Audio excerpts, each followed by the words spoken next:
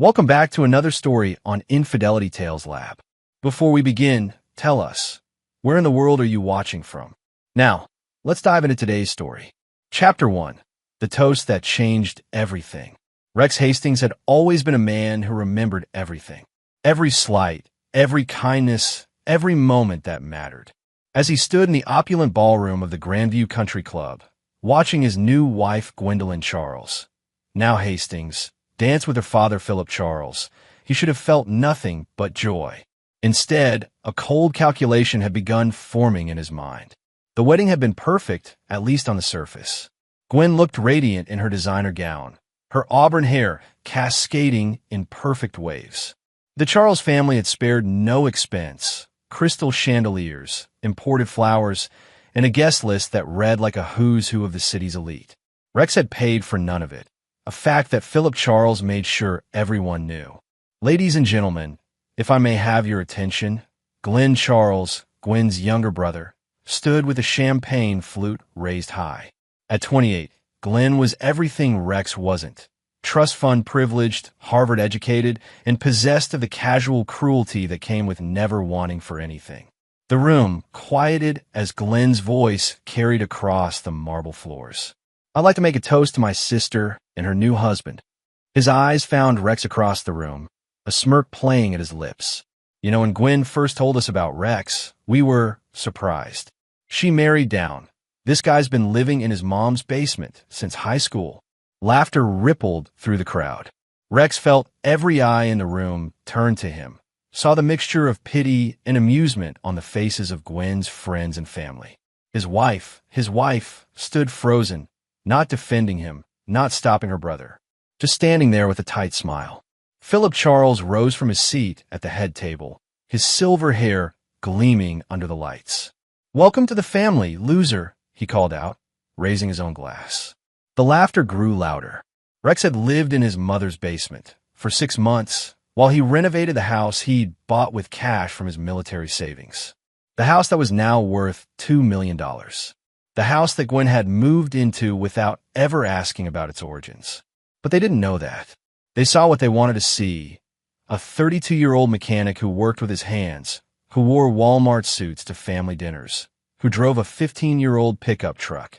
They never asked why his mother's basement had custom Italian marble, or why he paid cash for everything, or why he never seemed concerned about money despite his modest job. Rex rose slowly from his seat, the laughter beginning to die as all eyes fixed on him. He was a big man, 6'3", with the kind of muscle that came from real work, not gyms. His dark hair was cut military short, and his green eyes held a coldness that made people uncomfortable when they really looked. "Is that really true?" he asked, his voice carrying despite its quiet tone. He pointed to the projector that had been set up for the wedding slideshow. "Watch this." The room went dead silent. Rex had anticipated this moment. He'd known the Charles family would try to humiliate him. They'd been doing it for the 2 years he'd dated Gwen. What they didn't know was that Rex Hastings was not a man who forgave or forgot. And he certainly wasn't a man who took humiliation lying down. He'd been planning this for months. The first image that appeared on the screen was Glenn's college transcript, straight C's despite his Ivy League education. The second was his arrest record, 3 DUIs that Daddy's money had made disappear. The third was more interesting: photos of Glenn with Maddie Watkins, his fiancée's maid of honor, in what appeared to be very intimate circumstances. "Glenn," Rex said conversationally, "tell everyone about your relationship with Maddie. The one that's been going on for 8 months. The one your fiancée, Jessie, doesn't know about." Glenn's face went white. Jessie Cantu, his fiancée, turned to stare at him in horror. But Rex wasn't done. The next slide showed Philip Charles's gambling debts, over $300,000 owed to some very unforgiving people. People who had been remarkably patient thanks to Rex's intervention. "Philip," Rex continued, his voice never rising above a conversational tone, "perhaps you'd like to explain to your wife Eleanor where the money from your retirement fund really went." Eleanor Charles swayed in her seat, one hand pressed to her chest. Rex looked around the room at the shocked faces, at the family who had just finished humiliating him. "You see, when you spend your life assuming people are beneath you, you stop paying attention to who they really are. Chapter 2. The Real Rex Hastings. 3 hours after the reception ended in chaos, Rex sat in his study, the one in the basement that Glenn had mocked, smoking a Cuban cigar and watching the security monitors that covered every inch of his property. Gwen hadn't spoken to him since the slideshow. She'd locked herself in their bedroom, alternating between sobbing phone calls to her mother and what sounded like throwing things. Rex didn't care. He'd met Gwendolyn Charles 2 years ago when she'd brought her Mercedes to his shop. She'd been everything he'd thought he wanted: beautiful, educated, from a good family. She'd also been married to Jason Bailey at the time, though she'd conveniently forgotten to mention that for the first 3 months they dated. Rex had discovered the truth the way he discovered everything, through careful observation and patience.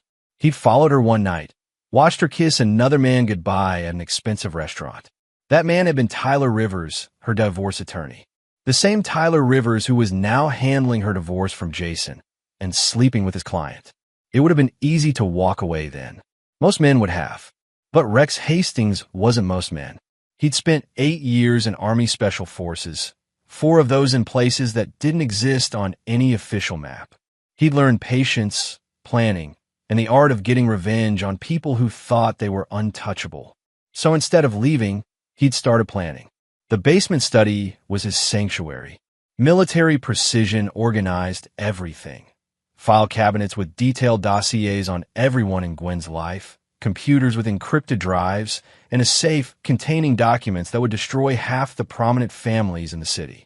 The walls were lined with monitors showing feed from cameras he'd placed throughout the house, in Gwen's car, and in a dozen other strategic locations. Rex had learned early that information was the ultimate weapon. His phone buzzed. A text from an unknown number. "Nice show tonight. We should meet." A friend. Rex smiled. He'd been expecting this. The friend was Kenneth Atkins, a private investigator who specialized in very discreet services for very dangerous people. Rex had used him before, back when he was still active duty and needed certain problems to disappear quietly. Kenneth had reached out 6 months ago, after Rex had started making inquiries about Tyler Rivers. What Kenneth had found was interesting. Tyler Rivers wasn't just a divorce attorney. He was a specialist in helping wealthy wives disappear their assets before their husbands caught on. He'd perfected a system, seduce the client, manipulate the divorce proceedings, take a cut of the hidden assets, and move on to the next mark. Gwen was just his latest victim, except she thought she was the predator. Rex pulled up the files on his computer. Tyler had used the same pattern with 5 other women over the past 3 years. Each time, the husband had been left financially destroyed while Tyler and his client disappeared with millions. The last husband, Ralph Downey, had ended up so destroyed that he'd eaten his gun in his empty mansion. That's when Rex knew Tyler Rivers had to die. But death was too simple. Rex wanted Tyler to understand what it felt like to lose everything: money, reputation, family, hope. He wanted Tyler to beg for the death that wouldn't come. A sound from upstairs drew his attention to the monitors. Gwen was leaving the bedroom. Phone pressed her ear. Rex turned up the audio feed. "Can't believe he humiliated my family like that," she was saying. "Tyler, I don't care about the plan anymore. I want him destroyed. I want him to lose everything." Tyler Rivers' voice came through clearly. Rex had upgraded the audio equipment last month. "Baby, calm down. This actually works in our favor. Now we have grounds for emotional distress, maybe even defamation. We can take him for everything and claim he was abusive. How soon can we file? I'll have the papers ready by Monday. We'll hit him with divorce, restraining order, and a lawsuit all at once. By the time I'm done with him, he'll be lucky if he keeps that stupid truck." Rex leaned back in his chair, still smiling. They had no idea what they were walking into. He pulled up another file on his computer, the real Rex Hastings. The one who'd inherited $2 million from his grandfather's oil investments. The one who'd turned that into $20 million through careful investments and some very profitable contracts during his military service. The one who owned the auto shop where he worked, plus 3 others across the state. The one who'd bought Gwen's dream house in cash just to watch her fall in love with it. The one who'd been planning her destruction since the day he found out about Tyler Rivers. Chapter 3. The Setup. Monday morning arrived gray and cold, matching Rex's mood as he prepared for war. He'd spent the weekend watching Gwen and Tyler through his surveillance network, documenting every conversation, every plan, every detail of their scheme to destroy him. They were good. He had to give them credit.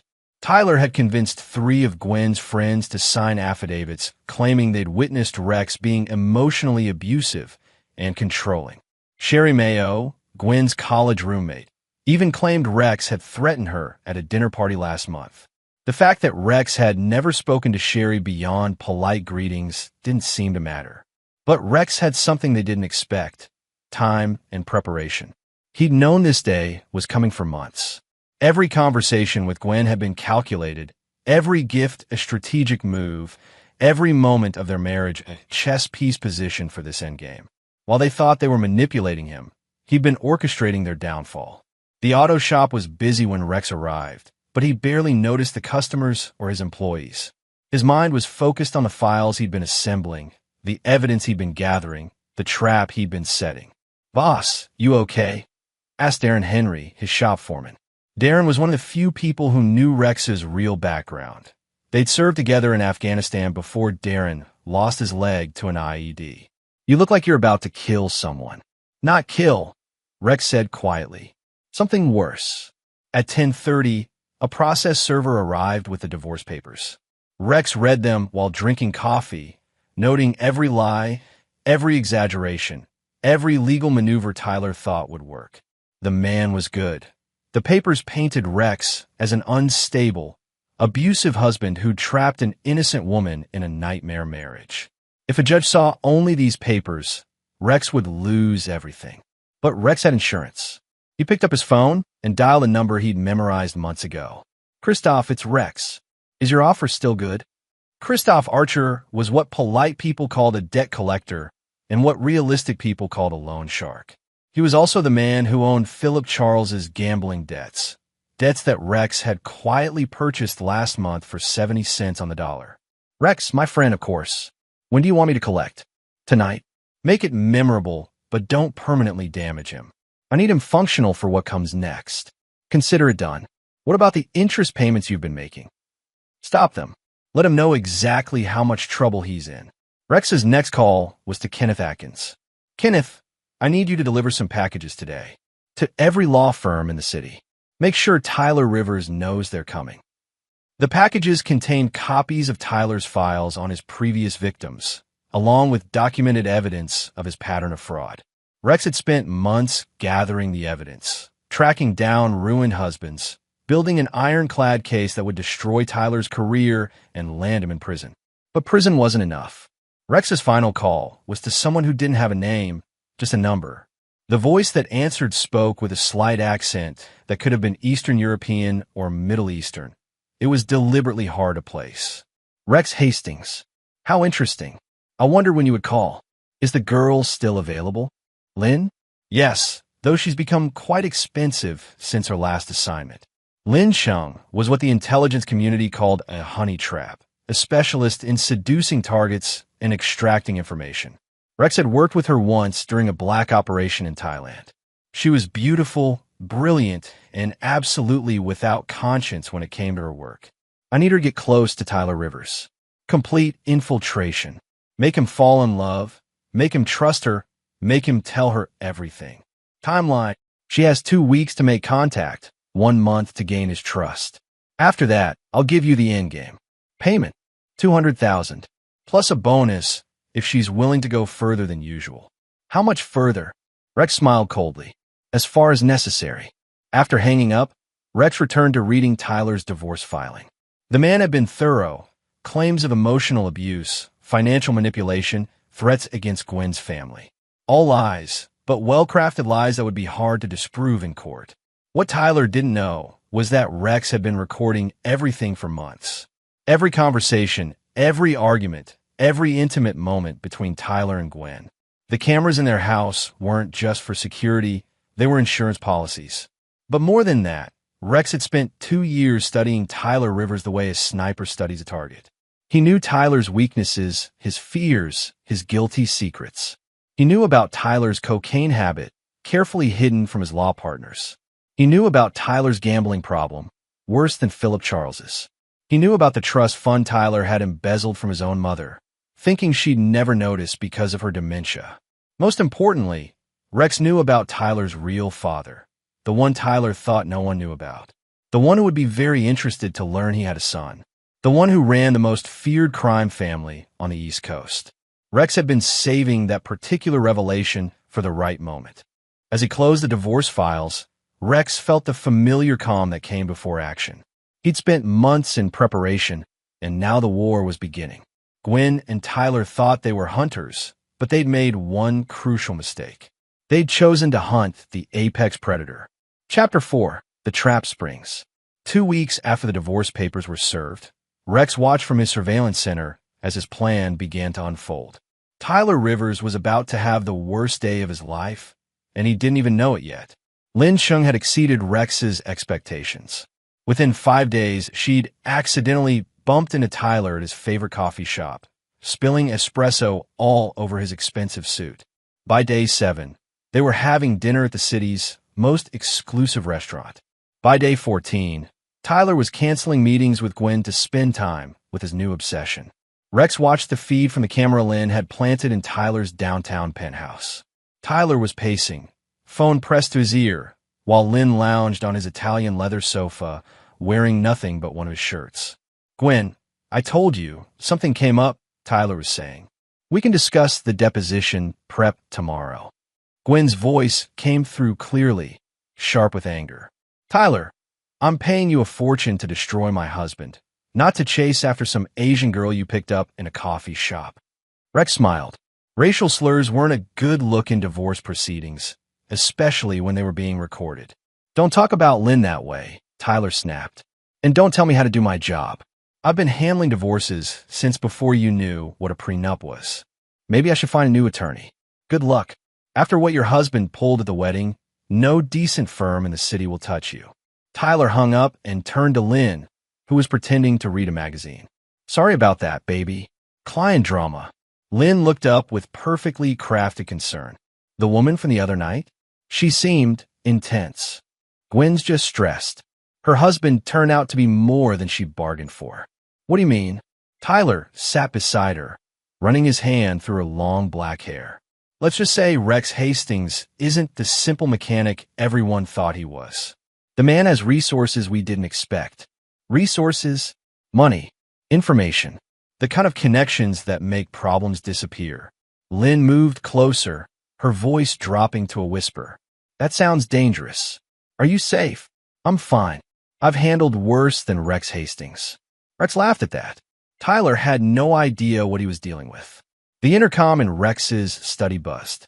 "Boss, Kenneth's here," came Darren's voice. "Send him down." Kenneth Atkins descended into the study carrying a thick manila folder. The private investigator looked tired but satisfied, the expression of a man who'd been up all night gathering dirt. "You're going to love this," Kenneth said, dropping the folder on Rex's desk. Tyler Rivers just made the biggest mistake of his life. Rex opened the folder and began reading. The first document was a bank statement showing a $2 million transfer from Tyler's trust account to an offshore bank in the Cayman Islands.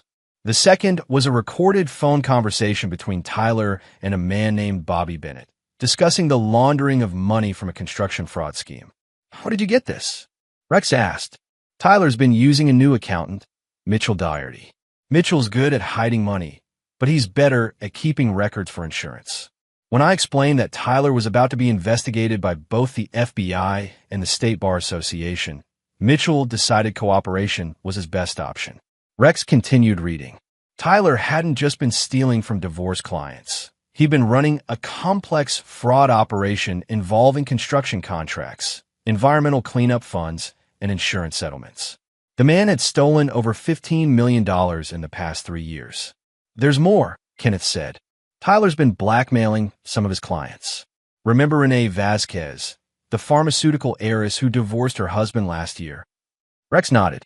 The Vasquez divorce had been front-page news, a bitter battle that ended with the husband getting almost nothing. Tyler has videos of her killing her first husband. Made it look like a heart attack, but she used a rare poison that Tyler helped her obtain. He's been bleeding her for $2 million a year to keep quiet. Rex set down the documents. How many people has this man destroyed? Directly? At least 20 families. Indirectly? Hundreds. The construction fraud alone put 3 companies out of business. 400 jobs lost. Rex felt the cold anger building in his chest. Tyler Rivers wasn't just a criminal. He was a predator who destroyed lives for profit. The kind of man Rex had been trained to eliminate. Kenneth, I need you to compile everything into 3 packages. 1 goes to the FBI, 1 to the district attorney, and 1 to the State Bar Association. But don't deliver them yet. What's the timeline? I want Tyler to understand what's coming. Give him the fear first, then the consequences. Rex's phone buzzed with a text from Lynn. T confessed to GW affair. Says she was supposed to be quick mark, but turned into liability. Planning to frame her for emotional abuse claims. Wants her psychiatric evaluation to show instability. Will testify against her if needed. Rex smiled. Tyler Rivers was about to learn that betraying your conspirators was a dangerous game. But before Rex could respond to Lynn, his security system chimed with an alert. Someone was approaching the house. The monitors showed Gwen's Mercedes pulling into the driveway, followed by a police cruiser. Rex watched as Gwen got out of her car and spoke to the uniformed officers. She was animated, gesturing toward the house, clearly upset about something. After a brief conversation, she led the officers to the front door. The doorbell rang. Rex checked his appearance in the mirror, grease-stained work shirt, old jeans, the image of a simple mechanic. He climbed the stairs and opened the door with a confused expression. Mr. Hastings? The older officer was polite but wary. I'm Officer Jesus Rocha. This is Officer Edwin McCann. We've had a complaint about some disturbing materials found on your wife's computer. Rex frowned. What kind of materials? Gwen stepped forward, her face a mask of righteous indignation. Don't act innocent, Rex. The photographs, the surveillance videos, the files about my family and friends. My attorney says it's stalking and harassment. I'm sorry, officers, but I don't know what she's talking about. Officer Rocha held up a tablet, showing what appeared to be screenshots from Rex's surveillance system. Mr. Hastings, these appear to be from cameras placed in your home without your wife's knowledge or consent. That's illegal in this state. Rex examined the images, his expression shifting from confusion to understanding to anger. Officers, I think there's been a misunderstanding. Those cameras were installed for our security system, with my wife's full knowledge and consent. That's a lie. Gwen snapped. Gwen, Rex said calmly. Remember when we had the break-in last year? You specifically asked me to install cameras in every room so you'd feel safe. The officers looked between them, clearly uncertain. Mr. Hastings, Officer McCann said, we're going to need to see the original security system documentation and any consent forms. Of course. Please come in. As they entered the house, Rex smiled inwardly. Gwen had just made another critical mistake. By involving the police, she'd opened the door for Rex to reveal exactly what his cameras had recorded. And what they'd recorded would destroy her. Chapter 5. The News Titans. The police had been gone for 2 hours, but the damage was done. Officer Rocha had taken copies of the security system documentation, all perfectly legal, along with Gwen's signed consent forms and several sample videos that showed her explicitly approving the camera locations. What the officers hadn't seen were the recordings Rex planned to release at the right moment. Now Rex sat in his study, watching multiple feeds as his enemies made mistake after mistake. On one screen, Tyler was having a heated phone conversation with someone at his law firm. On another, Gwen was at her parents' house, screaming at her mother while Philip cowered in his study. On a third, Lynn was photographing documents from Tyler's home safe. It was beautiful orchestration. Rex's secure phone rang. The number only 3 people in the world knew. Hastings. Rex, it's Orlando Newton.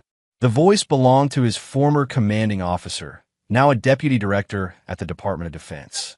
I got a message. Are you sure you want to use this asset? I'm sure. Adam Wynn is not a subtle man, Rex.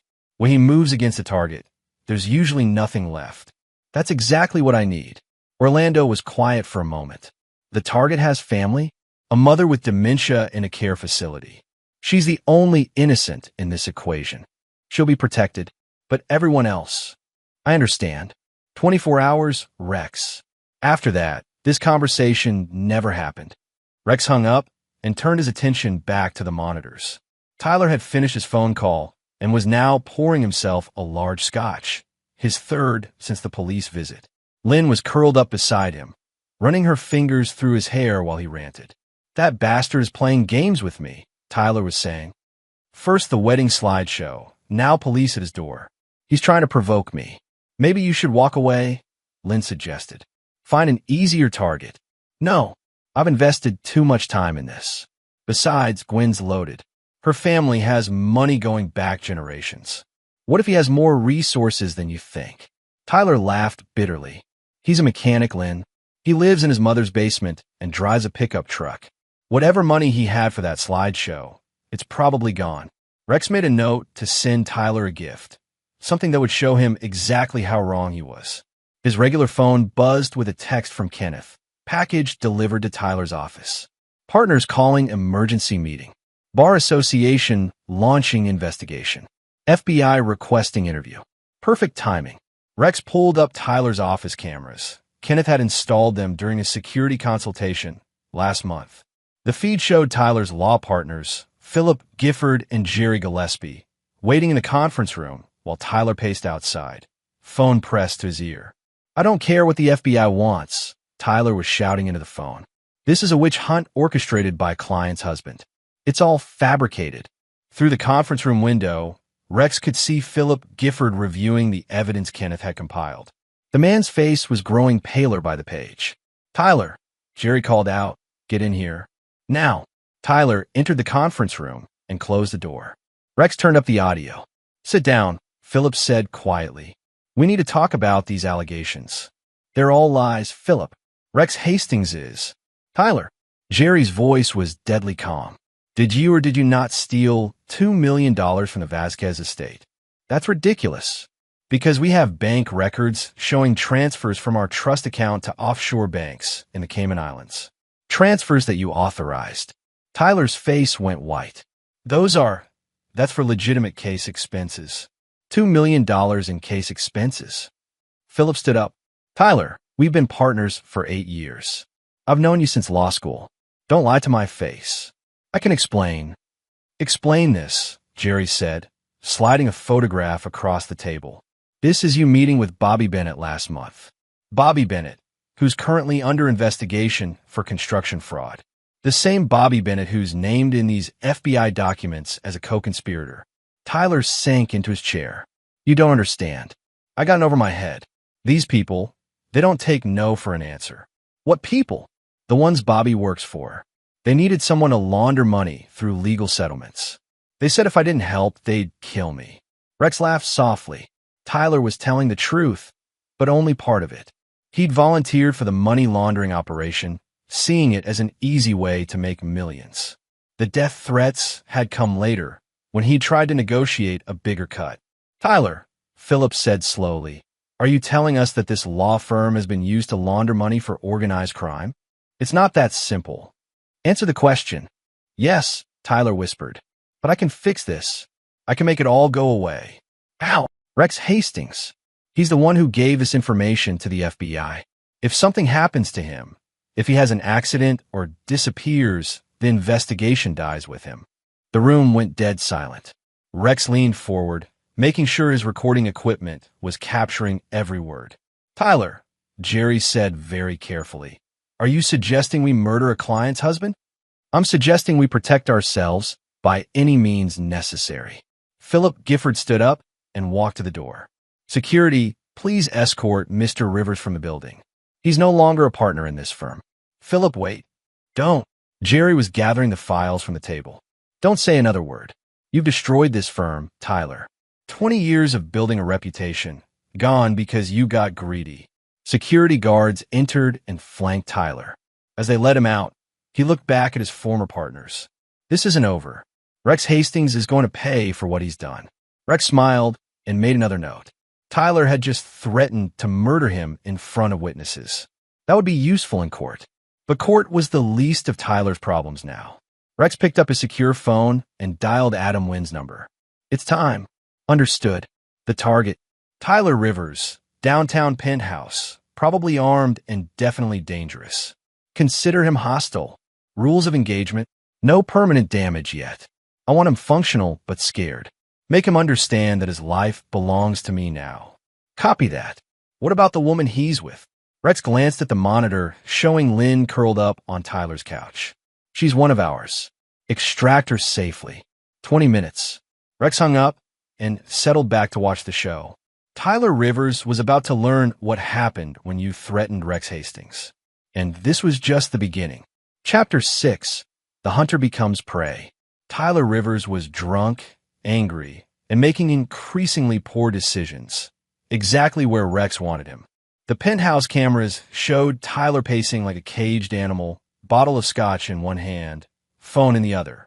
He'd been calling contacts all evening, trying to find someone willing to handle his Rex Hastings problem. So far, he'd struck out. The kind of people who solve problems with violence weren't eager to work with someone under FBI investigation. Lynn sat on the couch, watching Tyler with carefully crafted concern. She'd already planted 3 additional recording devices around the apartment and photographed every document in Tyler's safe. More importantly, she'd convinced Tyler to tell her everything. His crimes, his plans, his desperate schemes to escape the trap closing around him. Rex's phone buzzed with a text from Adam Wynn. In position. Ready on your signal. Not yet. Rex wanted Tyler to dig the hole a little deeper first.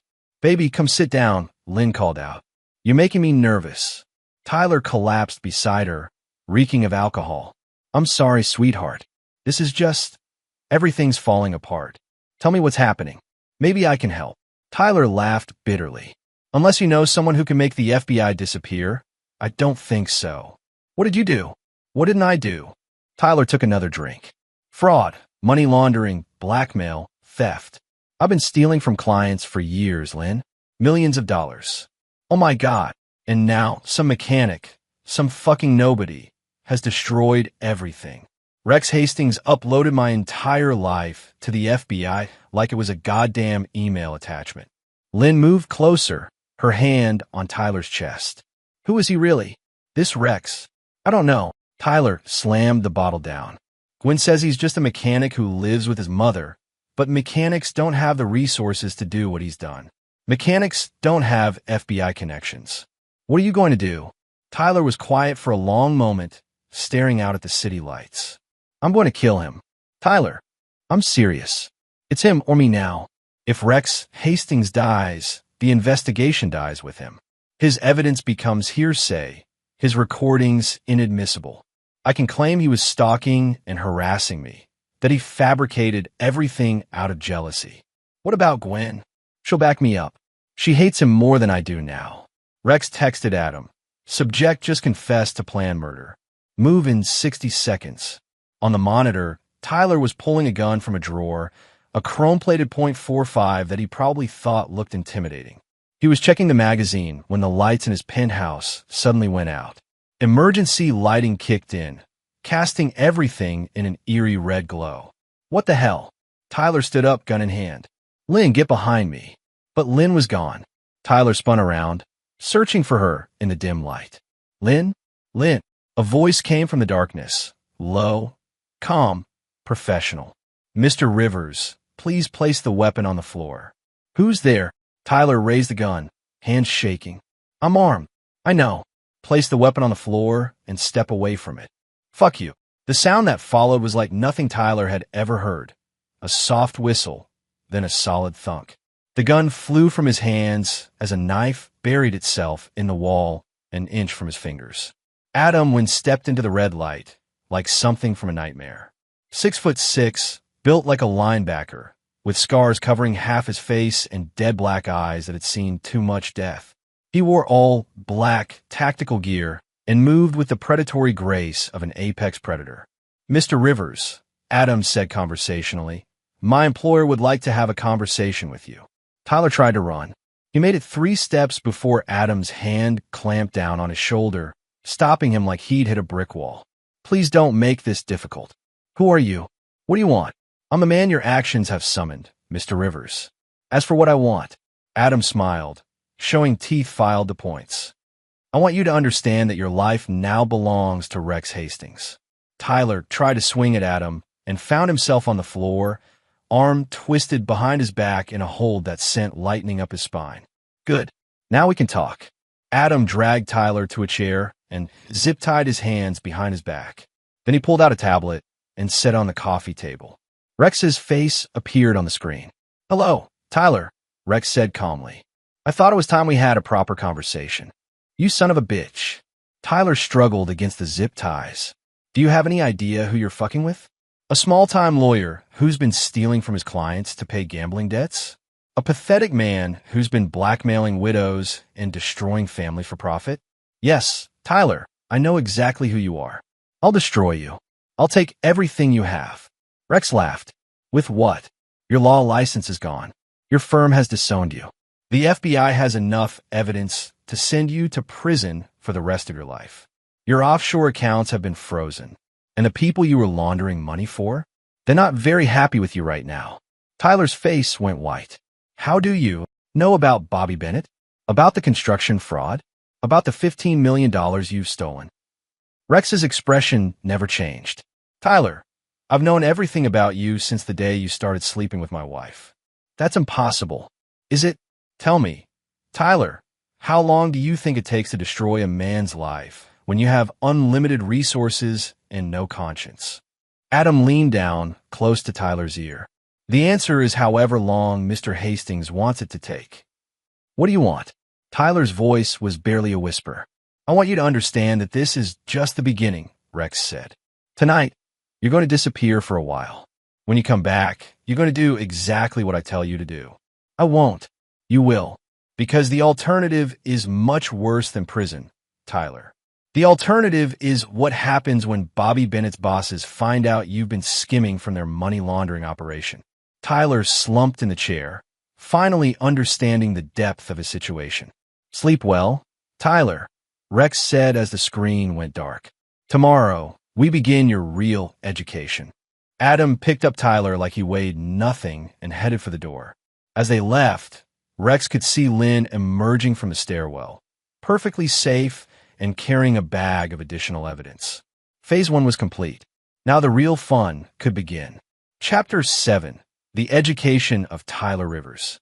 Tyler Rivers had been missing for 72 hours when he finally understood that Rex Hastings was not just another angry husband. He sat in a windowless room that could have been anywhere: a basement, a warehouse, an abandoned building. His chair was bolted to the floor, and despite his best efforts, he couldn't break free from the restraints. Worse, he was starting to suspect that escape wasn't the real problem. The real problem was what Rex had planned for him. Adam entered carrying a tray of food and a laptop. He set both down without a word and activated the computer. Rex's face appeared on the screen, and Tyler noticed he was wearing a different shirt than yesterday. Time was passing in the real world while Tyler sat in this nightmare. "Good morning, Tyler. I trust you're beginning to appreciate your situation." "Let me go," Tyler croaked. His throat was raw from screaming for help that never came. "I will. Eventually. But first, you're going to help me with something." The laptop screen split, showing Rex on one side and what appeared to be a live video feed on the other. Tyler recognized the location immediately. It was Gwen's parents' house. "Your former client is having a difficult week," Rex said conversationally. "The police returned yesterday with a warrant to search her car. Apparently, someone tipped them off about drug residue in the trunk." Tyler watched in horror as officers led Gwen away in handcuffs. She was screaming, fighting against the restraints, looking nothing like the composed woman he'd been sleeping with. "Cocaine possession is a serious charge," Rex continued, "especially when it's found in conjunction with evidence of distribution. Those text messages between you and Gwen about powder and deliveries look quite incriminating to prosecutors. Those were about construction materials for her renovation project. Were they? Because the phone records show those conversations happening at the same time as documented drug purchases from Bobby Bennett's associates." Tyler's blood ran cold. "You planted evidence. Did I? Or did I simply document what was already there?" Rex's smile was terrifying in its calmness. You see, Tyler, when you've been stealing from drug dealers, they tend to use your services for other things, like moving product through your legitimate business operations. The video feed switched to show Glenn Charles being arrested at his office. He was crying, begging the officers to contact his lawyer. Glenn's been charged with fraud and embezzlement from his own company, Rex explained. Apparently, he's been stealing from employee pension funds to pay gambling debts. The evidence is quite conclusive. You're destroying innocent people. Rex's expression didn't change. Innocent? Glenn Charles stole $2 million from people who trusted him. Your wife has been using your relationship to funnel drugs through her family's legitimate businesses. And Philip Charles. The feed switched again, showing Philip being loaded into an ambulance. Well, Philip just had a very serious conversation with some people about his gambling debts. Is he dead? Broken legs, broken arms, but alive. Christoph's people are professionals. They know how to send a message without creating a corpse. Tyler was beginning to understand the scope of what Rex had orchestrated. This wasn't just revenge, it was systematic destruction. What do you want from me? Your cooperation. You're going to help me finish this. I won't. You will, Rex interrupted. Because if you don't, the video of you confessing to Renee Vasquez's murder goes to the FBI today. Tyler went white. What video? The laptop screen showed Tyler in his penthouse, drunk and angry, telling Lynn about his blackmail schemes. But this wasn't the conversation Tyler remembered. In this version, he was confessing to helping Renee poison her first husband. That's not. I never said that. Didn't you? The audio is quite clear. Modern technology makes it very easy to create convincing evidence. Tyler, especially when the source material is extensive. Tyler realized he was looking at deepfake technology, sophisticated enough to fool anyone who was an expert. Rex had taken hours of recorded conversations and created a confession that would destroy Tyler's life. Here's what's going to happen, Rex continued. You're going to sign a confession detailing every crime you've committed. You're going to implicate everyone you've worked with. And you're going to transfer what's left of your hidden assets to a charity of my choosing. And if I refuse, then you go to prison for murder. Your remaining family members have tragic accidents, and the people you've been stealing from learn exactly where you are. Adam placed a pen and legal documents in front of Tyler. The confession was already prepared, typed in perfect legal language, detailing crimes Tyler hadn't even remembered committing. You have 1 hour to decide, Rex said. Choose wisely. The screen went dark, leaving Tyler alone with his thoughts and the weight of his choices. In his study, Rex watched Tyler through the surveillance cameras, noting every micro-expression, every sign of psychological pressure. The man was breaking down exactly as planned. Rex's phone buzzed with a text from Lynn. Mission complete. Tyler's accounts accessed. Total recovery, $18.2 million. Another text, this one from Kenneth. FBI took the bait. Federal task force forming. RICO charges pending. And finally, one from Adam.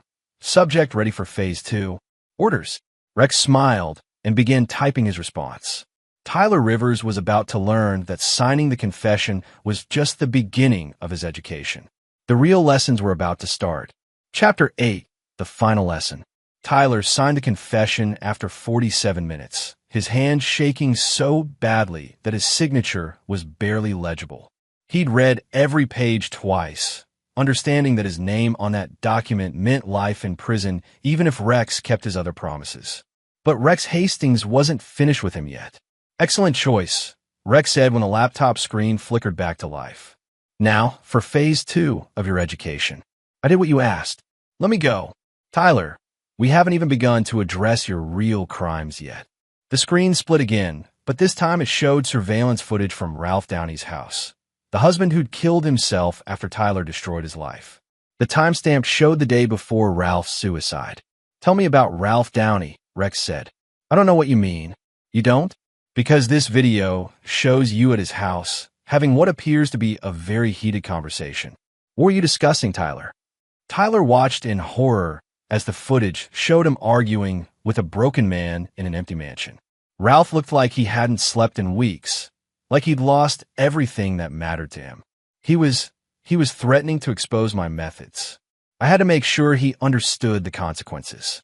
The consequences of what? Of talking to the media, of telling people how I'd manipulated his divorce. And what did you tell him those consequences would be? Tyler was quiet for a long moment. I told him that if he tried to destroy me, I'd make sure he never saw his children again. His children who were already living across the country with their mother? Yes. His children who had been told by their mother that their father was a dangerous criminal who couldn't be trusted? Yes. His children who were never going to see him again, anyway. Tyler's voice was barely a whisper. Yes. So you threatened a suicidal man with losing the only thing he had left to hope for. The next day, he put a gun in his mouth. That wasn't my fault, wasn't it? Rex's voice remained calm, but Tyler could hear the deadly cold underneath. You destroyed his marriage, stole his money, turned his children against him, and then threatened to make sure he'd never see them again. What exactly did you think would happen? Tyler was crying now, understanding for the first time the full weight of what he'd done. I never meant for him to kill himself, but you did mean to destroy him completely. You did mean to take everything that made his life worth living. Yes, Tyler whispered. Good. That's the first honest thing you've said.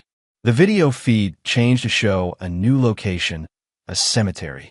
Rex was standing beside a fresh grave, flowers in his hand. I visited Ralph's grave yesterday, Rex said. Do you know what I found there? Tyler shook his head. Nothing. No flowers, no visitors, no signs that anyone remembered he existed. His children refused to come to the funeral. His ex-wife held a party the day he died. You didn't just kill Ralph Downey, Tyler. You erased him. Rex set the flowers on the grave and looked directly into the camera. That's when I decided that destroying your life wasn't enough. Tyler felt ice water in his veins. What do you mean? I mean that you're going to experience exactly what Ralph experienced. Every feeling, every loss, every moment of despair that led him to put that gun in his mouth. You can't. Can't I? Tell me, Tyler, how long do you think a man like you would last in general population at a federal prison? The implication hit Tyler like a physical blow. Rex wasn't just sending him to prison. He was sending him to die. But I have a better idea, Rex continued. Something more educational. Adam entered the room carrying what appeared to be a doctor's bag. Tyler tried to struggle as Adam prepared a syringe. Don't worry, Rex said. It's not poison. It's a very special cocktail designed by some very talented chemists. You're going to experience every emotion that Ralph Downey felt in his final weeks. The despair, the hopelessness, the crushing weight of having lost everything that mattered. That's insane, is it? You seem to think driving people to suicide is acceptable business practice. I'm simply giving you a more direct education in the consequences. The needle went into Tyler's arm before he could protest further. The beautiful thing about modern pharmacology, Rex explained as Tyler began to feel the effects, is that we can induce specific emotional states with remarkable precision. Over the next few hours, you're going to feel exactly what your victims felt. Tyler's vision began to blur, and a crushing sense of despair settled over him like a physical weight. Every mistake he'd ever made, every person he'd hurt, every moment of cruelty seemed magnified until it was unbearable. Please, he whispered, make it stop. No, Rex said simply. This is your education, Tyler. This is what it feels like to be on the receiving end of your particular brand of justice. Hours passed, or maybe days. Tyler couldn't tell anymore. The drugs made time elastic, stretching moments of despair into eternities. He found himself thinking about Ralph Downey, understanding for the first time what that final day must have been like. When the effects finally began to wear off, Tyler was a broken man. He looked up at the camera with hollow eyes. I understand, he whispered. Do you? I'm going to prison. I'm going to die there, and no one will remember me. That's right. But first, you have one more job to do. Tyler didn't ask what it was. He no longer had the strength to fight. You're going to call a press conference, Rex explained. You're going to confess to everything, every crime, every victim, every life you've destroyed. You're going to make sure the families you've hurt get some measure of justice. And then you disappear forever. Rex's image faded from the screen, leaving Tyler alone with the weight of his choices and the crushing knowledge that Rex Hastings had won completely.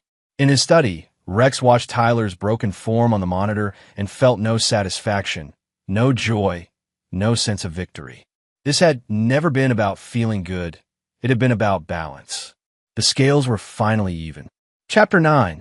The Last Laugh. 6 months later, Rex Hastings stood in his renovated garage, watching the sunset through clean windows while classic rock played softly in the background. The space had been transformed.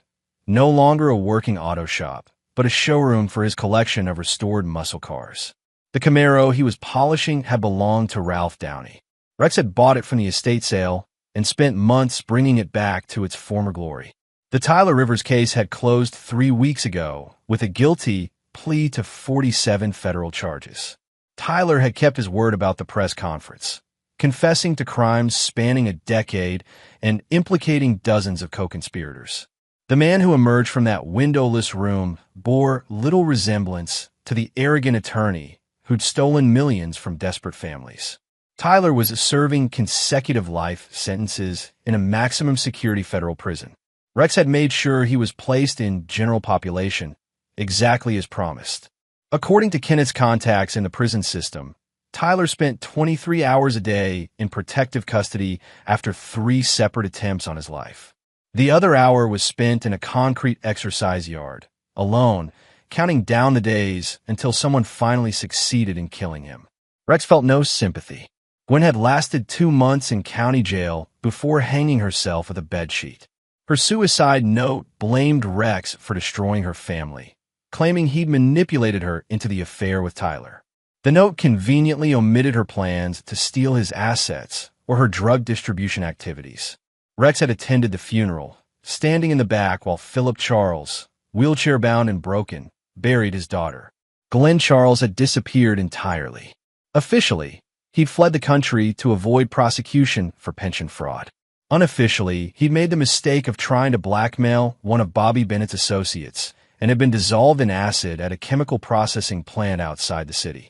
Rex neither confirmed nor denied his involvement in Glenn's fate. Philip Charles lived in a nursing home now, his gambling debts having consumed what remained of the family fortune. His broken bones had healed badly, leaving him unable to walk without assistance. Eleanor visited him twice a week, though she'd filed for divorce and moved in with her sister. The Charles family legacy, 3 generations of social prominence, had died with Gwen. The doorbell chimed, interrupting Rex's thoughts. Security monitors showed Kenneth Atkins at the front door, carrying a bottle of expensive scotch and wearing the satisfied expression of a man whose work was finally complete. "Kenneth," Rex said, opening the door. "Right on time. The FBI closed the last of the Tyler Rivers investigations today," Kenneth said, following Rex back to the garage. 73 arrests, 24 convictions, over $40 million in recovered assets. They're calling it the biggest white-collar crime bust in state history. Good.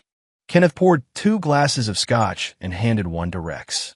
The families Tyler destroyed have been made whole. The Downey children received full restitution plus damages. Most of the other victims got their money back with interest. What about the money Tyler had hidden offshore? Every penny recovered. Lynn's work was exceptional. She got access to accounts Tyler thought were completely secure. Rex nodded.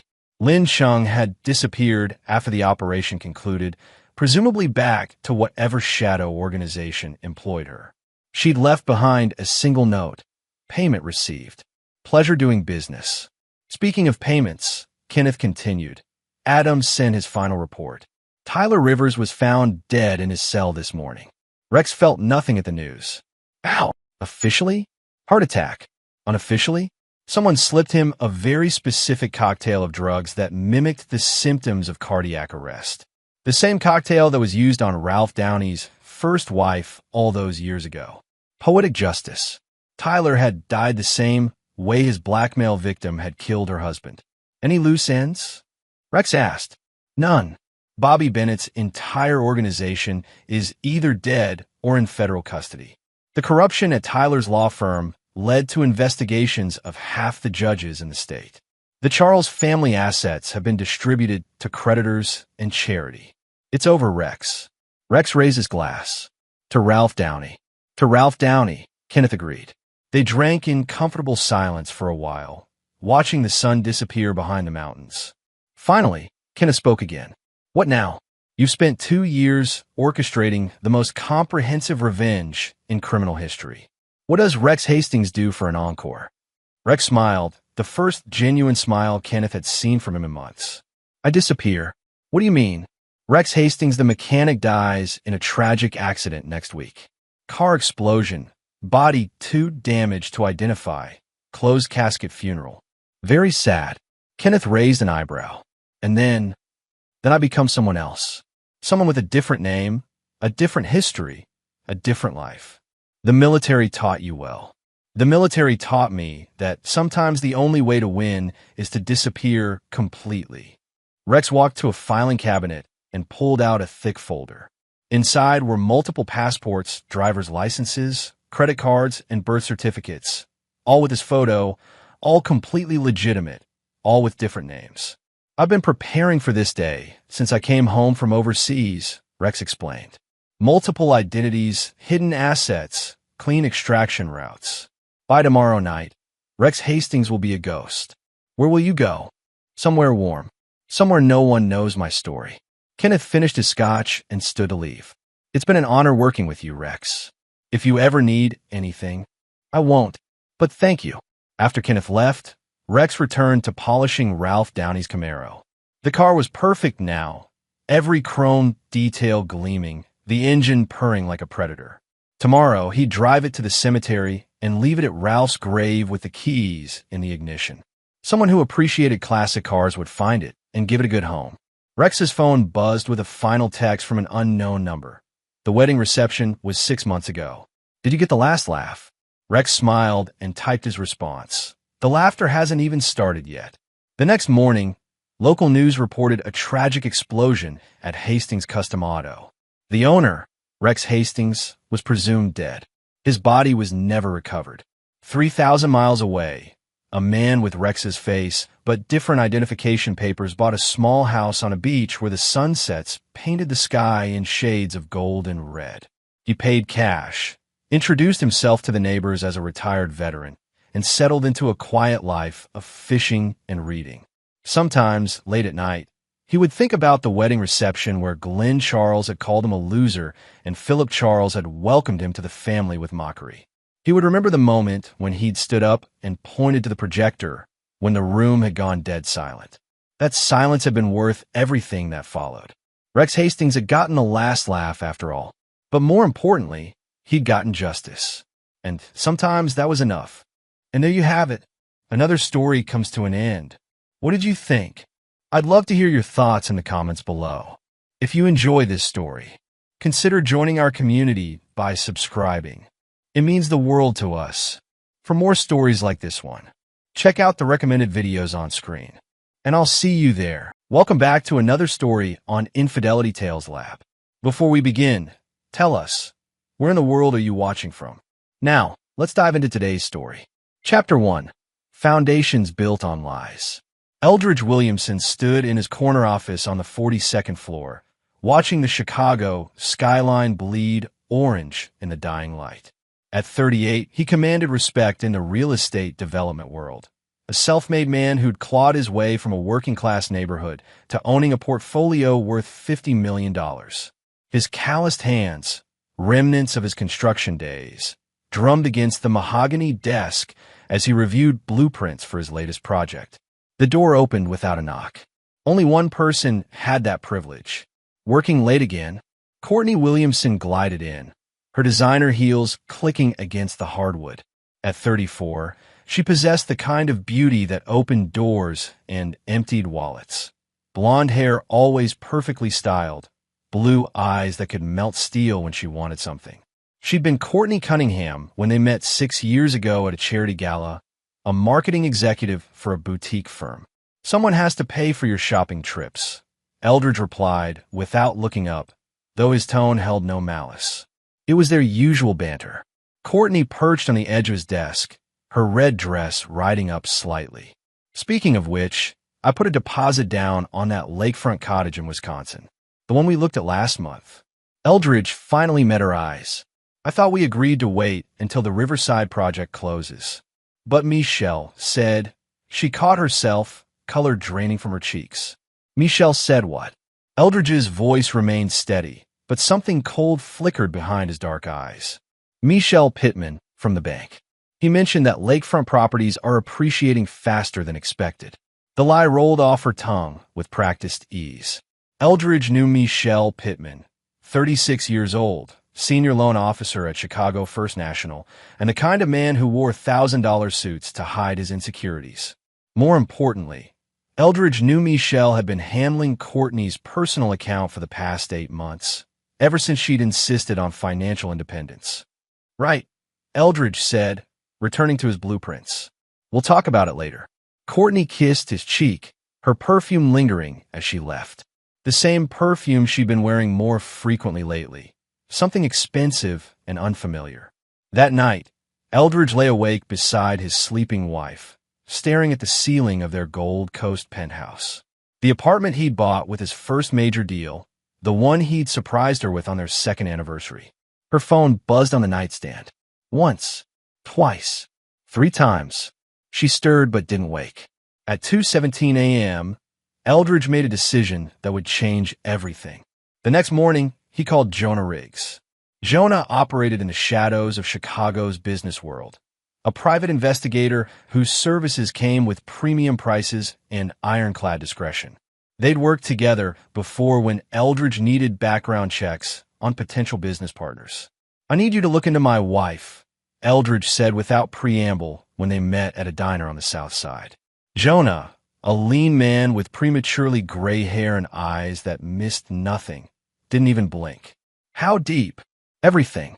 Phone records, credit cards, where she goes, who she sees. Eldridge slid an envelope across the table. Money's no object. Timeline, 2 weeks. Jonah pocketed the envelope. You sure you want to know what I might find? Eldridge's jaw tightened. I'm sure. Chapter 2. Cracks in the Foundation. 2 weeks later, Jonah delivered a manila folder that would shatter Eldridge's world. The photographs were damning. Courtney and Michelle in various locations across the city. A lunch at Le Bernardin that lasted 3 hours. Hands intertwined as they walked through Lincoln Park. A kiss outside the Palmer House Hotel that left no room for interpretation. But it was the timeline that truly cut deep. The affair had started 14 months ago, 2 weeks after Eldridge had surprised Courtney with a pearl necklace for their 4th wedding anniversary. There's more, Jonas said, his voice uncharacteristically gentle. She's pregnant. Eldridge's coffee cup stopped halfway to his lips. What? 8 weeks. I have copies of her medical records from Northwestern. Jonah slid another sheet across the table. The timing, Eldridge studied the dates. 8 weeks ago, he'd been in Vancouver for 2 weeks, finalizing the purchase of a hotel chain. Courtney had claimed she was visiting her sister in Portland. Where was she really? Pittman's cabin in Lake Geneva. I have photos. The folder contained a detailed timeline of deception, business trips that were romantic getaways, charity events that were cover stories, and financial records showing cash withdrawals that funded their affair. But what emerged from Jonah's investigation went deeper than adultery. Michelle Pittman wasn't just a loan officer. He came from old Chicago money, the kind that bought influence and expected deference. His grandfather had been a federal judge, his father a city councilman. Michelle saw himself as nobility, and men like Eldridge as temporary inconveniences. He's been bragging, Jonah continued. My source at the bank says Pittman calls you the blue-collar pretender. Claims he's going to get everything you've built. Eldridge closed the folder. Anything else? Your father-in-law knows. The revelation hit like a physical blow.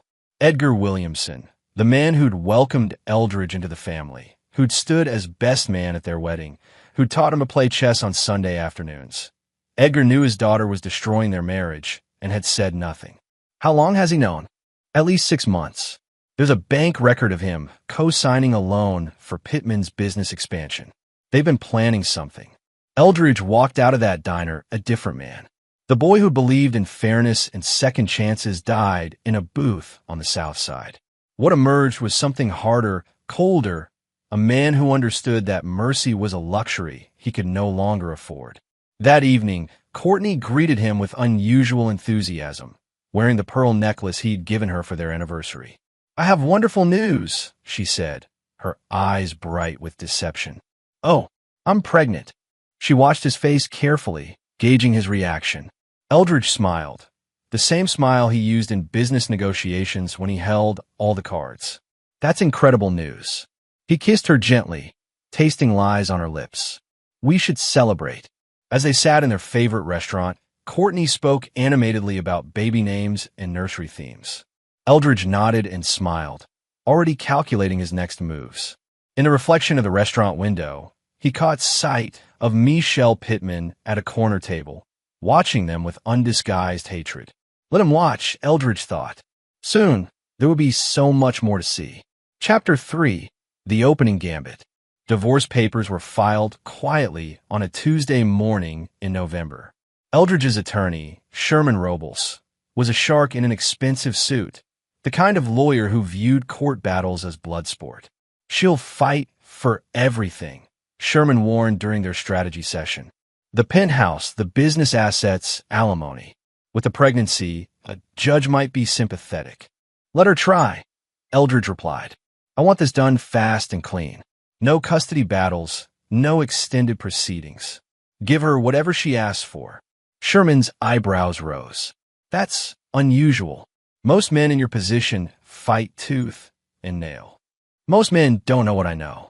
Courtney's reaction was theatrical. She collapsed in their living room, tears streaming down her perfect cheeks. "How could you do this to us? To our baby?" "The baby isn't mine," Eldridge said simply.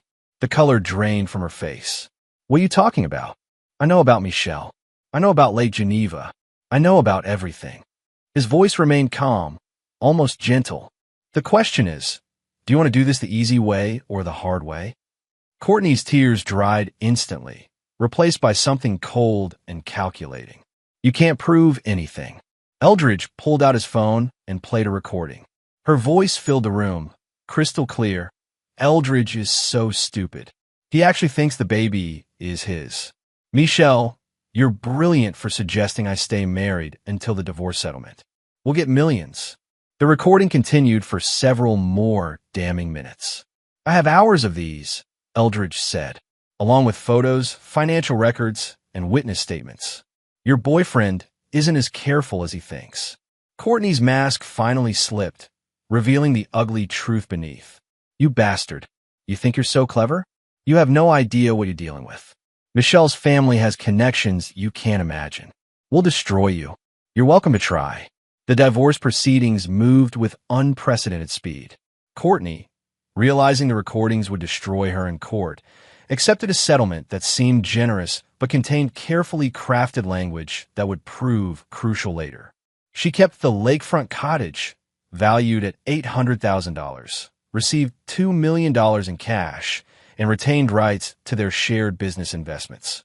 What she didn't realize was that Eldridge had structured the settlement to leave her exposed to future financial obligations. Meanwhile, Edgar Williamson remained silent, continuing their chess games as if nothing had changed. During their final game before the divorce was finalized, Edgar made an unexpected move. "You know, I've always thought of you as the son I never had," he said, advancing his queen. "I know." Eldridge moved his knight, setting up a trap Edgar couldn't see. Courtney made mistakes. We all make mistakes. Some mistakes can't be forgiven. Eldridge's tone remained conversational. Edgar leaned back in his chair. "She's still my daughter. Blood is thicker than water." "Blood," Eldridge repeated thoughtfully. "Checkmate." Edgar stared at the board in confusion. He'd been 2 moves away from victory, and somehow Eldridge had turned the game completely around. "I don't understand. How did you?" "You weren't paying attention to the pieces you couldn't see," Eldridge said, standing. "Thanks for teaching me chess, Edgar. The lessons were more valuable than you know." On the day the divorce was finalized, Eldridge stood alone in his attorney's office, signing the papers that legally severed his connection to Courtney. But legal documents were just paper. The real game was about to begin. That afternoon, he placed a call to Dorian Dawson, a real estate developer who specialized in luxury properties. "I want to buy a specific apartment building," Eldridge said. "Price is no object." The building in question was a converted warehouse in River North, the same building where Michelle Pittman had been secretly paying rent on a private apartment for the past year. The apartment he used for his encounters with Courtney and God knows who else. "I can have the papers drawn up by Friday," Dorian confirmed. "Make it Thursday," Eldridge said. "And Dorian? I want every rental agreement in that building transferred to my personal management company. Every single one." By Thursday evening, Eldridge owned the building and had legal control over every lease agreement. Michelle Pittman would discover this fact in 30 days, when his first eviction notice arrived. But that was just the opening move. Chapter 4: The Baby Shower Gambit. 4 months later, the invitation arrived on cream-colored cardstock with elegant script. "You're invited to celebrate baby Williamson Pittman." The hypocrisy was breathtaking. Courtney had kept his name for the settlement benefits, but publicly flaunted her relationship with Michelle. The baby shower was held at Edgar and Louise Williamson's estate in Winnetka, a sprawling Tudor mansion that had hosted 3 generations of family celebrations. Eldridge arrived precisely on time, carrying a modest gift bag and wearing his most disarming smile. The guest list read like a who's who of Chicago society. Courtney held court in the center of the living room, her hand resting on her 7-month belly, accepting congratulations and gifts with practiced grace. Michelle stood beside her like a conquering hero, his arm possessively around her waist. "Eldridge!" Louise Williamson rushed to greet him, her voice overly bright with nervous energy. "I'm so glad you came. This shows such maturity." "I wouldn't miss it," Eldridge replied, kissing her cheek. Family is family. The afternoon proceeded with typical baby shower activities, gift opening, games, and polite conversation that carefully avoided mentioning the obvious tensions. Eldridge mingled easily, accepting congratulations on his gracious handling of the situation and deflecting questions about his future plans. It was during the gift opening ceremony that Edgar made his move. "Before we continue," Edgar announced, commanding the room's attention, "there's a special gift from all of us." He produced a large frame covered by silk cloth, something to help Courtney and Michelle start their new life together. With theatrical flourish, he pulled away the cloth to reveal a framed property deed. "A gift from all of us," Edgar repeated, his voice thick with emotion. "Your new home." Courtney gasped, her hands flying to her mouth. The gathering erupted in applause and congratulations. Michelle beamed with pride, accepting handshakes and backslaps from the other men. Eldridge moved closer to examine the deed, his expression curious but calm. The document was genuine, a transfer of ownership for a luxury apartment in Lincoln Park, valued at $1.2 million. But as his eyes scanned the legal description, something cold settled in his stomach. The address was familiar. Too familiar. It was the apartment he'd purchased 3 years ago as an investment property. The apartment he'd paid off in full, with his own money, using funds from his first major development deal. The apartment he'd bought before his marriage to Courtney, which legally made it his separate property. Edgar leaned in close, his voice low enough that only Eldridge could hear. "You have 30 days to vacate." The words hit like a physical blow. Eldridge stared at his father-in-law, the man who'd taught him chess, who'd shared whiskey and war stories, who'd welcomed him into the family with open arms. The betrayal was complete. But Eldridge's face remained serene, his smile never wavering. "One day is enough," he said quietly. The party continued around them, but Eldridge barely heard the laughter and conversation. His mind was already working, calculating, planning. By the time he left the estate that evening, he made 17 phone calls and set in motion a chain of events that would reshape everything. At 5:47 a.m. the next morning, a convoy of removal trucks pulled up to the Lincoln Park apartment building. The crew chief, a burly man named Roger Sherman, who specialized in rapid property clearing, checked his clipboard one final time before giving the signal. "Strip it clean," he told his team. Everything that's not nailed down, and half the stuff that is. They worked with military precision. Custom cabinets that had cost $30,000 to install, gone. Italian marble countertops, carefully removed and loaded onto trucks. Hardwood flooring that Eldridge had personally selected, pulled up board by board. Light fixtures, bathroom fixtures, the high-end washer and dryer from the utility room. Everything that could be legally removed as Eldridge's personal property disappeared into the trucks. By noon, the apartment was stripped to bare walls and concrete floors. The crew even took the custom window treatments and the imported tiles from the bathrooms. The legal grounds were solid. As the original purchaser and title holder, Eldridge had the right to remove any improvements he'd personally installed.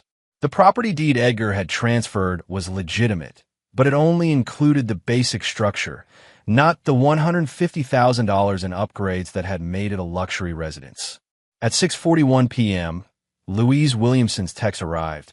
"Is this a joke?" Eldridge smiled as he typed his response. "Not yet, but tomorrow's delivery might be." He was sitting in his temporary downtown apartment, surrounded by boxes and planning documents. The view wasn't as nice as the penthouse he'd given up in the divorce, but it served his purposes. On the coffee table lay blueprints, legal documents, and a shipping manifest that would arrive at Edgar and Louise's estate the following morning. What he'd arranged for delivery would make the apartment stripping look like a warm-up act. Chapter 5. The Delivery. At 8:15 a.m., Edgar Williamson was enjoying his morning coffee when the first truck arrived. He watched through the bay window as uniformed workers began unloading what appeared to be construction materials. The delivery slip was addressed to him personally. By 8:30, the front yard of the Winnetka estate was filled with the contents of the stripped Lincoln Park apartment. Not just filled, artfully arranged. The marble countertops formed a perfect semicircle around the fountain. The hardwood flooring was stacked in neat pyramids on the manicured lawn. The custom cabinets created a makeshift outdoor kitchen beside the rose garden that Louise had tended for 20 years. But Eldridge hadn't stopped there.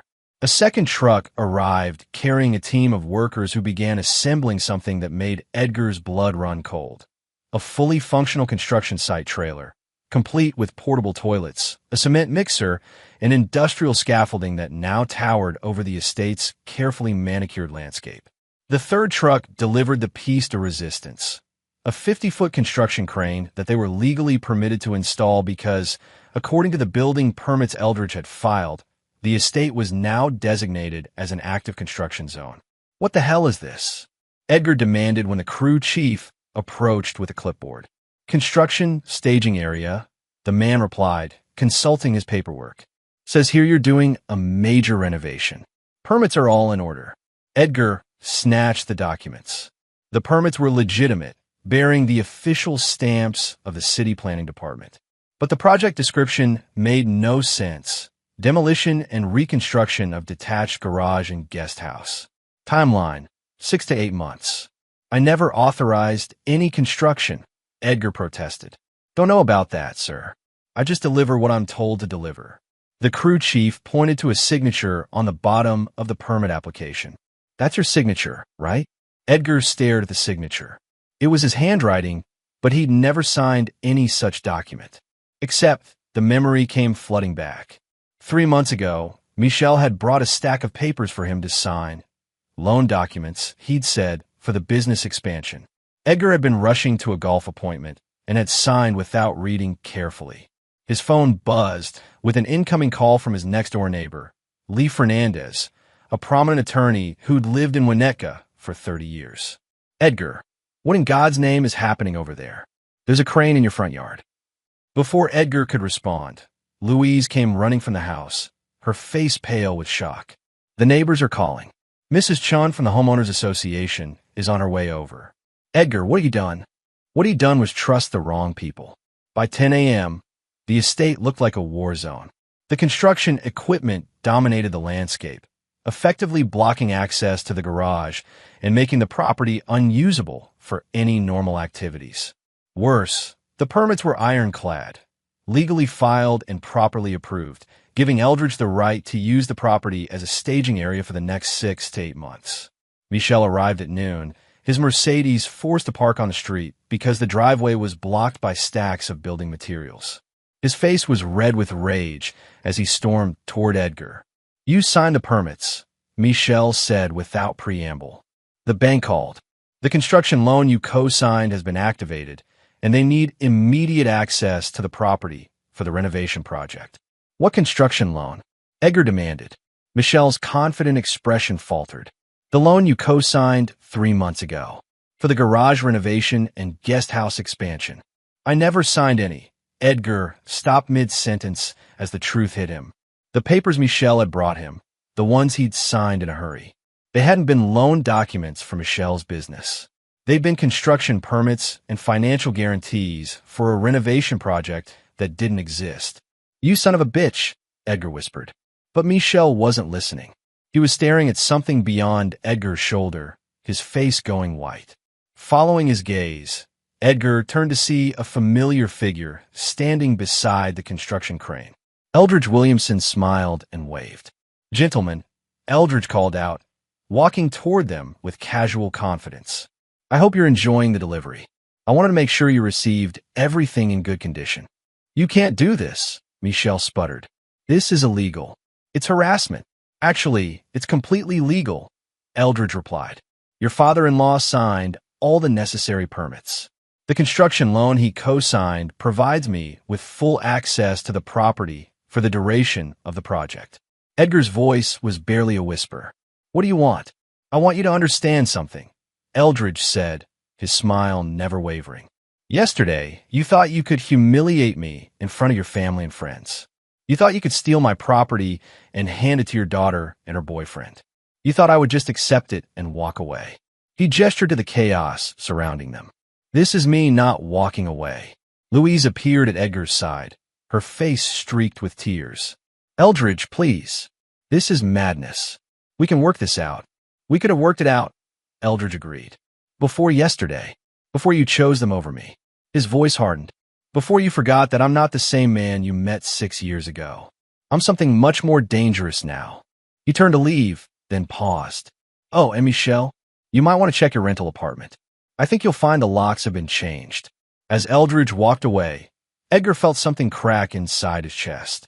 The well-ordered world he'd built, the careful plans he'd made, the family legacy he'd tried to protect, all of it was crumbling around him. And they hadn't even seen the worst of it yet. Chapter 6. The Trap Springs. The eviction notice arrived at Michel's River North apartment on a Tuesday morning, served by a process server who found him in his bathrobe, frantically searching for clean clothes. The lock change had been just the beginning. Eldridge had used his ownership of the building to make Michel's life a living hell. 30 days, the process server said, handing over the legal documents. Buildings being converted to condominiums. Michel stared at the notice, his hands shaking with rage. The apartment had been his sanctuary, his private space away from the prying eyes of Chicago society. Now, it was being torn away, just like everything else. But the eviction was merely one piece of a larger puzzle that Eldridge had been assembling for months. At Chicago First National, Michel discovered that his position as senior loan officer was under review following irregularities in several high-profile accounts. The irregularities weren't fabricated. They were real problems that Michel had been sloppy enough to create through his arrogance and lack of attention to detail. The Patterson account shows 3 unauthorized extensions, his supervisor, Aubrey Hull, explained during their meeting. The Morrison loan has documentation gaps, and the Williamson construction permits. Aubrey shook his head. "Jesus, Michel, what were you thinking?" Michel's blood ran cold. "What about the Williamson permits? You processed them personally. Construction permits for a project that turns out to be financially backed by the same man whose property was involved in the original permit application. It looks like—" Aubrey searched for the right words. "It looks like fraud, Michel, or at minimum, gross negligence." The truth was more complex. Eldridge had legally purchased Edgar's debt when the older man defaulted on the construction loan, a default that occurred when Edgar realized he'd been tricked into signing documents he didn't understand. As the new creditor, Eldridge had every right to foreclose on the estate and use it as collateral for his own projects. Michel had processed the paperwork without realizing he was facilitating his own destruction. That evening, Michel drove to Courtney's temporary apartment, a modest two-bedroom in Lincoln Park that was a far cry from the luxury she'd grown accustomed to. She was 8 months pregnant now, her belly prominent, her face puffy with stress and tears. "They're saying you might lose your job," she said without preamble when he walked through the door. "It's a misunderstanding. I can fix this." "With what money?" Courtney's voice rose to near hysteria. "The apartment is gone. Your job is in jeopardy, and my father won't return my calls because his house looks like a construction site." Michel tried to take her in his arms, but she pulled away. "This was supposed to be easy, Michel. You said Eldridge was just a blue-collar nobody who got lucky. You said your family's connections would protect us. They will. My father still has influence. Your father hasn't returned your calls in 2 weeks." Courtney's laugh was bitter and sharp. "Face it, Michel. We're losing." That night, alone in his hotel room, Michel made a decision that would prove to be his final mistake. He called Nestor Drake, a private investigator who specialized in the kind of work that respectable people didn't discuss in polite company. "I need you to find something on Eldridge Williamson," Michel said. "Something that will destroy him. Price is no object." Nestor, a thin man with pale eyes and a reputation for getting results through any means necessary, listened carefully to Michel's requirements. "That kind of investigation requires creative methods. Not everything will be admissible in court." "I don't care about court," Michel replied. "I just want him destroyed." What Michel didn't know was that Nestor Drake had been on Eldridge's payroll for the past 6 months. Every conversation, every plan, every desperate scheme was being recorded and reported back to the man they were trying to destroy. The trap was closing, and Michel had just walked into the final snare. 3 days later, Eldridge received a phone call that made him smile with genuine pleasure. "It's done," Jonah Riggs said. "Pittman just hired Drake to investigate you." The conversation was recorded from start to finish. Did he take the bait about the illegal surveillance? Hook, line, and sinker. He authorized Drake to break into your office, hack your computers, and photograph your personal documents. All clearly documented. Eldridge leaned back in his chair, savoring the moment. And the other matter? Courtney's medical records show stress-related complications. The doctor is recommending bed rest for the remainder of her pregnancy. The pieces were falling into place perfectly. Soon, Michel and Courtney would discover that their attempt to destroy Eldridge had instead provided him with everything he needed to destroy them legally, financially, and socially. But Eldridge's plan went deeper than simple revenge. He was about to teach them that some games have no winners, only survivors. Chapter 7. The Reckoning Begins. The first domino fell on a Friday morning when FBI agents arrested Michel Pittman at his office. The charges were federal: conspiracy to commit wire fraud, attempted industrial espionage, and violation of the Computer Fraud and Abuse Act. The evidence was overwhelming. Hidden cameras in Eldridge's office had captured Michel's hired investigator, Nestor Drake, attempting to install surveillance equipment. Wiretaps, legally obtained through federal court orders, had recorded dozens of conversations in which Michel explicitly authorized illegal activities. But the masterstroke was Eldridge's manipulation of the electronic evidence. For months, he'd been feeding false information through channels he knew Michel was monitoring. Financial records showing hidden offshore accounts, business documents detailing fictional illegal activities, and communications that painted him as a corrupt businessman willing to break any law for profit. Michel had taken the bait eagerly, directing Drake to steal these fabricated documents as evidence of Eldridge's corruption. In doing so, he committed multiple federal crimes while pursuing evidence that would have been worthless in court. "The irony is beautiful," Sherman Robles explained to Eldridge as they watched news coverage of Michel's arrest. "He destroyed himself trying to destroy you with evidence you created specifically for that purpose." Courtney's reaction was swift and predictable. She arrived at Eldridge's downtown office that afternoon, her face streaked with tears, her pregnant belly making her movements awkward and desperate. Please, she begged, bursting past his secretary without announcement. I know you're behind this. Michelle might have made mistakes, but this is destroying our family. Eldridge looked up from his desk, his expression calm and unmoved. Your family was destroyed the moment you decided to betray mine. The baby is innocent in all this. The baby isn't mine. His voice was ice-cold fact. And even if it were, you made your choice 14 months ago when you decided my love wasn't enough. Courtney collapsed into the chair across from his desk, her sobs echoing through the office. What do you want? Money? I'll sign over everything from the divorce settlement. Just make this stop. I don't want your money, Courtney. I want you to understand what it feels like to lose everything you thought was secure. Eldridge stood and moved to the window, his back to her. You and Michelle thought you were so clever, taking my property, humiliating me in front of my family, treating me like some temporary inconvenience to be swept aside. He turned to face her, and she flinched at what she saw in his eyes. You forgot that I built everything I have from nothing. I know how to tear things down just as efficiently as I build them up. This isn't just about me anymore, Courtney said desperately. My father's lost his house, his reputation, his standing in the community.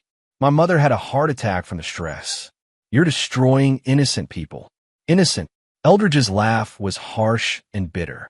Your father knew about the affair for 6 months and said nothing. He conspired to steal my property and hand it to you and your boyfriend. He chose his side, Courtney, just like you did. And what about forgiveness? What about the man I married who believed in second chances? That man died the day I discovered your betrayal. Eldridge returned to his desk, dismissing her with his indifference. You can show yourself out.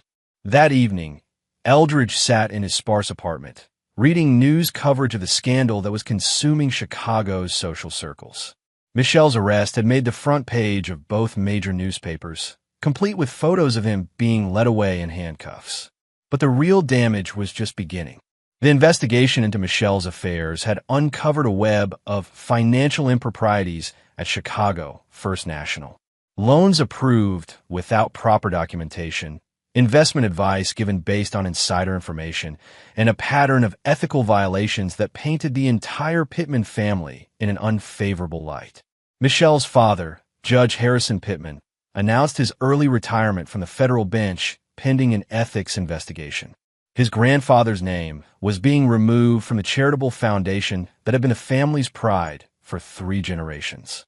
The Pittman legacy, built over a century of careful reputation management and strategic political connections, was crumbling in real time. And Eldridge wasn't finished. His phone rang at 11:47 p.m. The caller ID showed Edgar Williamson's number. You've made your point. Edgar's voice was hollow, defeated. What more do you want? I want you to admit what you did. I know what I did. I chose my daughter over. No, Eldridge interrupted. You chose wealth and status over integrity. You chose what you thought was easy over what you knew was right. You chose to believe that I was weak enough to accept being stabbed in the back by my own family. The line was quiet for a long moment. When Edgar spoke again, his voice was barely a whisper. What can I do to make this right? Nothing, Eldridge replied. You can't unmake the choices you've made, just like I can't unmake mine.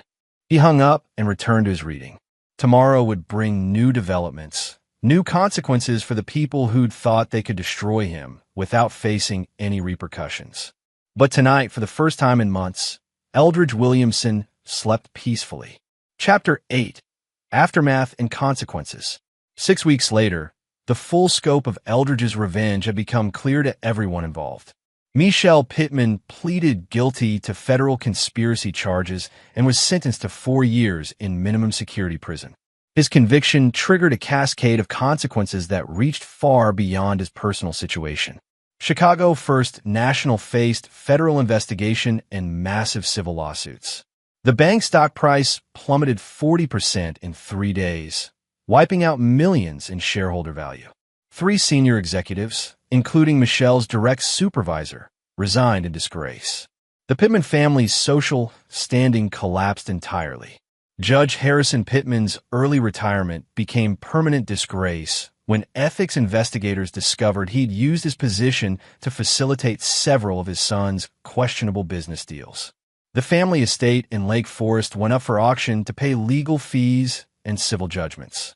But it was Edgar and Louise Williamson who bore the heaviest burden of Eldridge's methodical destruction. The construction loan Edgar had unknowingly co-signed contained acceleration clauses that triggered when Michelle's criminal conviction became final. Eldridge, as the legal holder of the debt, demanded immediate payment of the full amount, $2.3 million, plus accumulated interest and penalties. Edgar's attorney, Dana LeBlanc, tried desperately to negotiate a settlement. "Mr. Williamson, your client's demands are excessive. My client was clearly deceived about the nature of the documents he signed." "Your client signed legal documents without reading them," Sherman Robles replied coolly.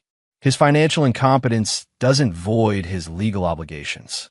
The Winnetka estate, Edgar's family home for 37 years, was seized to satisfy the debt. Louise's 20-year garden was bulldozed to make way for a luxury development project that Eldridge designed personally. The new townhomes will be marketed as Williamson Commons. Louise's heart attack, brought on by the stress of losing her home, required emergency surgery and months of recovery. Medical bills consumed what little savings they had left after the foreclosure. Edgar, once a proud pillar of Chicago society, now lived in a modest apartment in Schaumburg and worked as a part-time consultant for a property management company. The chess set they'd shared for years sat and used in a box in his closet, too painful a reminder of better times. Courtney's situation was perhaps the most tragic. 9 months pregnant and facing financial ruin, she moved back to her childhood bedroom in the apartment her parents rented after losing their home. The stress of the scandal triggered early labor complications that required an emergency C-section. The baby, a girl she named Hope, was born healthy but immediately became a symbol of everything that had gone wrong. Michel couldn't be present for the birth. He was already serving his federal sentence. The child's birth certificate listed only Courtney as the parent. "I've lost everything," Courtney confessed to her mother as they sat in the cramped apartment, surrounded by moving boxes and unpaid bills. "My marriage, my home, my family's reputation, my future. All because I made one terrible mistake." "Several terrible mistakes," Louise corrected gently but firmly. "And not just you. We all made choices that led us here." Courtney's financial situation was dire. The divorce settlement money had been spent on legal fees and medical bills. The lakefront cottage she'd received was underwater on its mortgage due to declining property values, a decline that wasn't accidental but the result of Eldridge purchasing and demolishing 3 neighboring properties, destroying the area's appeal to luxury buyers. She applied for assistance programs she'd never imagined needing. Food stamps, Medicaid, subsidized housing, the safety net that caught people when they fell from grace. The social fall was equally devastating. Former friends crossed the street to avoid her. Country club memberships were quietly revoked. Invitations to charity galas and social events stopped arriving. Courtney Williamson, who had once been featured in Chicago magazines, Rising Stars Under 40, was now a cautionary tale whispered about in the same social circles that had once celebrated her. But Eldridge's revenge extended beyond financial and social destruction. He'd systematically dismantled every relationship, every connection, every source of support that his enemies had relied upon. Boyd Williamson, Edgar's younger son and Eldridge's former brother-in-law, discovered that his law practice was losing clients after word spread about the family's connection to the scandal. His partnership at a prestigious downtown firm was quietly dissolved. The ripple effects continued expanding, touching everyone who had chosen sides against Eldridge or remained silent when they should have spoken up. Only Jonah Riggs, the private investigator who had started this chain of events with his manila folder, remained untouched. He'd been paid handsomely for his work and had wisely invested the money in properties that Eldridge didn't control. "You got your revenge," Jonah observed during their final meeting. "The question is, was it worth it?" Eldridge considered the question seriously. His former life was gone completely. The marriage, the family connections, the social relationships that had defined his identity for 6 years. But something new had taken their place. "Ask me in 5 years," he replied. Chapter 9. The Last Smile. 1 year later, Eldridge stood in the penthouse of his newest building, a 40-story tower that dominated the Chicago skyline. The view from his office encompassed the entire city, including the neighborhoods where his former enemies now struggled to rebuild their shattered lives. The construction of Williamson Commons had been completed 6 months ahead of schedule. The luxury townhomes sold within days of going on the market, generating profits that exceeded even Eldridge's aggressive projections. Where Edgar's family estate once stood, young professionals now paid premium prices to live in what had become one of Chicago's most desirable addresses. The irony wasn't lost on anyone who knew the history. Eldridge's business empire had grown exponentially during the year of his revenge. The chaos he'd created in his personal life had somehow focused his professional energy with laser precision. 3 major developments, 2 hotel acquisitions, and a commercial real estate portfolio that doubled in value. Success, it turned out, was indeed the best revenge. His secretary announced a visitor, Sherman Robles, the attorney who had helped orchestrate much of the legal maneuvering that made the revenge possible. "I have news about the Pittman situation," Sherman said, settling into the chair across from Eldridge's massive desk. "Michelle's appealing his sentence. His new attorney thinks they can get it reduced based on mental health factors." "Let them try," Eldridge replied without looking up from his documents. The evidence was overwhelming, and federal judges don't like defendants who commit crimes against the same people trying to help them. "There's something else." Sherman hesitated. "Courtney's filed for bankruptcy. She's also applied for permission to change the baby's last name from Pittman to Cunningham, her maiden name." This got Eldridge's attention. Trying to distance herself from Michelle's conviction, trying to distance her daughter from the whole mess. The kid's going to grow up with enough baggage without carrying the Pittman name. Eldridge returned to his paperwork, but Sherman wasn't finished. "Edgar's been asking about you, through intermediaries. He wants to know if there's any possibility of reconciliation." "No." "He's willing to admit his mistakes publicly. Make a formal apology. Whatever you want. I want him to live with the consequences of his choices," Eldridge said flatly. "Just like I live with mine." Sherman studied his client carefully. "You know, there are people who think you went too far, that your revenge was disproportionate to the offense." Eldridge finally looked up, his dark eyes meeting Sherman's. "Those people have never been betrayed by everyone they trusted. They've never discovered that their marriage was a lie, their family was fake, and their love was just another asset to be divided in a settlement. And now I know exactly where I stand with everyone in my life." Eldridge gestured toward the cityscape beyond his windows. "These buildings don't lie to me. These contracts don't cheat on me. This money doesn't pretend to love me while planning to destroy me." Sherman gathered his papers, recognizing the dismissal in Eldridge's tone. "For what it's worth, I think you won. Completely and absolutely."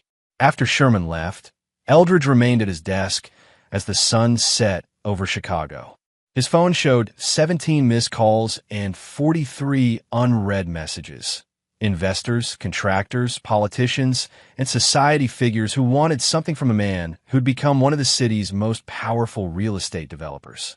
But there were no personal calls, no family messages, no friends checking in just to say hello. That evening, he drove to a small cemetery in suburban Oak Park where his mother was buried. She died when he was 24, before he'd become wealthy, before he'd met Courtney, before everything had gone so spectacularly wrong. "I kept my promise," he said to the weathered headstone. "I built something that mattered, something that lasted." He paused, thinking about everything that had happened. "I just didn't realize how much it would cost." The wind picked up, rustling the leaves of the oak tree that shaded her grave. In the distance, the lights of Chicago twinkled like stars, each one representing someone's hopes, dreams, and struggles. Eldridge's phone buzzed with another message. Another opportunity, another deal, another chance to add to his empire. He ignored it. For the first time in years, he had nothing urgent to do and nowhere important to be. The revenge was complete. His enemies were destroyed. His empire was secure. So why did he feel so empty? The answer came to him as he walked back to his car. Victory without witnesses was meaningless.